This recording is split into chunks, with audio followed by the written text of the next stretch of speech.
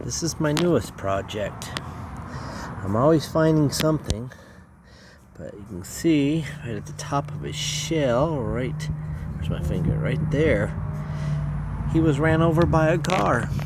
I've had him for a little over a week. I feed him, he eats the food. I bought him some food for turtles. He is a western painted turtle, just like the video I made of the baby one. This one was actually in the same area. I found him the next day. This one was ran over by a car. So I brought him home and he's been eating, and his shell's got a heck of a crack in it, so I'm just gonna see if he heals up. They say the shell's just like a bone, and they can be very painful when they break it, so I'm just feeding him, and I keep that little hole right there full of water. He hasn't gone in it yet, but he stays underneath the edge of the sprinkler where he stays wet. Right now I moved my sprinkler onto my grass, so it's dried up really quick, so I'll put the water back on in a few minutes. But of course these turtles, they leave the water for a day anyway and just sit up out of the water sunning, so hopefully he's gonna do okay. But his shell's quite damaged. I set him clear over there. He crawls a little ways, doesn't crawl a lot. He's in this corner right here to be protected for his little safety. But you gotta be careful how I pick him up, because his shell, right where it cracked on the top of his shell, I don't know how well you can see this, he starts to bleed out of it, so he's pretty tore up. So I'm hoping he survives.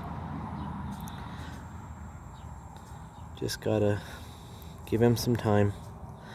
I've had everything in this cage right here. I've had everything from baby ducks that I've found. One was from a friend of mine. He gave them to me because some students showed up at the school with them. They were wild ducks. Kids grabbed them, they found them, and brought them to the school. And it's like, oh my goodness. So I brought those home and kept those under a heat lamp because they were just like a day old. Kids grabbed them out of the nest right after they were hatching, and I raised them and released those. Those were actually wood ducks.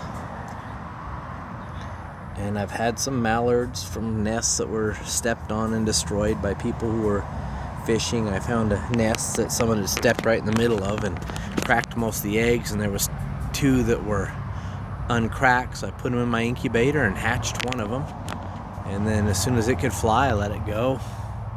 It's kind of cool because it kind of flew around my house for a while when I opened up the cage so it could fly away, and it kind of flew over me a couple times, kept looking down, and then finally headed to the lake. So my wife's aunt was saying the other day when we were talking to her that, man, I have some kind of a wildlife thumb or something. I can't remember what she said, because I always end up with all these baby critters that I bring home and raise and let them go, or take care of. Something that ends up injured like this. So hopefully this one survives, and then I'll move him to an area, if he does, where there's not a lot of traffic, so he doesn't get ran over again. But he's kind of a cool little turtle. The other day, or yesterday when I come out, he was standing up on all 4 legs, kind of raising himself up off the ground, and then he ducks his head in as soon as he sees me. Kind of cool.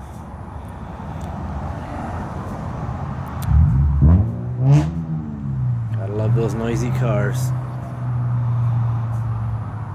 I guess it makes something grow when you have a really loud car, right? Alright, thanks for watching. Bye.